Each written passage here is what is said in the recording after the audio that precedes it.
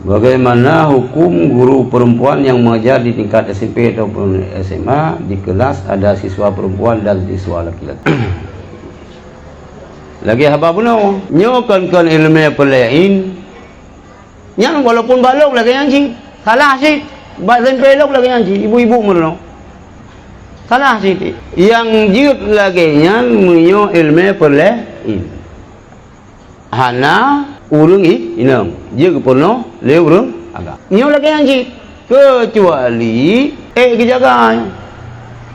le urinang pi kejaga aurat kejaga pakaian nyo jiut walaupun paisan hana pupu hana pupu yang lebih good lagi apa ada berapa no yang inang mengajar li guru inang ya agam mengajar li guru agam nyan yang 12 pan badayah lung hana menan ada awak agam lagi perno ibu hana mangan mi lung mari tino hana mangan kuto nari anu mi tengah putat kun anu agam tengah puber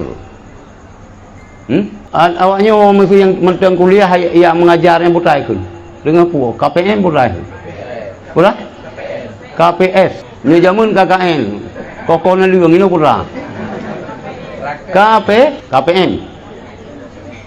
ana mangano pula awaknya ipakai pakaian ketat dulu long hoi si kepala belum pegah sini orang ana agak Maria gena ju hai ulun dengar ayu sama dengan mengajar ibu ina guru agam lam lokal anu agam walaupun anu inang tapi anu agam yang dengar ayu pakai pakaian ketat timbul fitnah ilung bak dayah lurupa karena anu agam yang pi lagena pegah ju dulu long hoi kepala pegah kan baik lagi yang itu baca yang timbul fitnah yang salang na inang agam mioto anu agam timbul fitnah yang lebih good baik walaupun badai halung lagi tapi ini